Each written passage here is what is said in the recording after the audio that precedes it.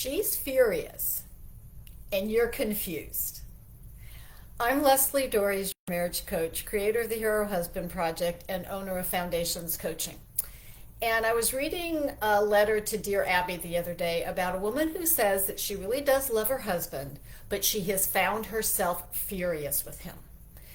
And, and it's easy to assume that her perspective is completely accurate. And that's actually where Abby went with this, was that, the husband was at fault. The truth of the matter is that we are, you are, I am, she is, all responsible for our own reactions to things. Now, let me be clear. That does not mean that her upset, her anger, her being annoyed is not valid. It just means it's only the partial truth. And this leaves a lot of men confused, and maybe you're one of them, because one, you don't want her to be upset. Two, you really don't want her to be upset with you.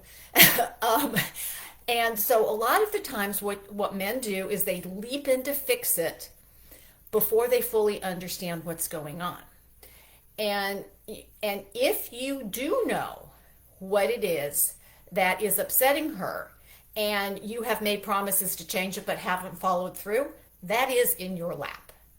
But a lot of times, women take on stuff thinking that they should, or it's expected, or somebody's going to think badly of them, or whatever the reason, and men have no idea, one, that they're even doing it, or two, they may recognize that they're doing it, but they have no idea that it's problematic. And what happens frequently is that these things are addressed when she has hit her limit and she has just exploded. And quite rightly, you feel attacked. And when you feel attacked, generally what happens is defense and counterattack, which I'm going to tell you is not productive, but it is perfectly normal. And if that is happening in your marriage is at risk. And a lot of times, women don't necessarily know how to express what it is they're wanting. They understand they're not happy, but they're not necessarily clear on how they got there. Now, I actually was talking to the wife of one of my clients the other day, and she did acknowledge that she had let a lot of things go by that really weren't okay, but because she never addressed them or never addressed them effectively, they're still happening, and she's royally ticked. To her credit, she owns it. And so the question that both people have to ask is, what part am I playing in this situation? Now, you do not own her anger. You may own part of the process of what is upsetting her.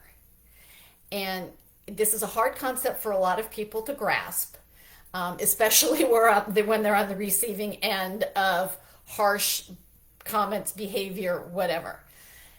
The first question is, what part of this can I recognize and own and do something about? Because the truth of it is, you can only do your half of the equation. And if you're avoiding, or if you're dismissing, or if you're doing any of these non-productive things, you're going to make the situation worse. Knowing how to address your part in it, and oh, by the way, yes, dear is not the answer, and promising to do things her way when you don't want to or can't, that's not the answer either. It's really learning how to identify, dig down deep, what is it that is really the problem? Because I'm going to tell you, got a friend who said he got divorced because he left dishes in the sink. And I'm going, Matt, that is not the reason why you got divorced. That's what the two of you were discussing, arguing, fighting about. But that wasn't what it was about. It was about what that dish stood for. And and her belief that he expected her to do something with it. And that may or may not have been true, but if that's what your wife believes, then that's where you have to go. Not in a confrontational way, but in a way, a compassionate, trying to understand, let's figure out a way that works for both of us. And that's what I help my clients do. So if you find yourself on this treadmill and you find her angry and not understanding why, then I'd like to help you. So please, get in touch with me. You can put a direct message down below. You can contact me at Lesli at foundationscoachingnc.com.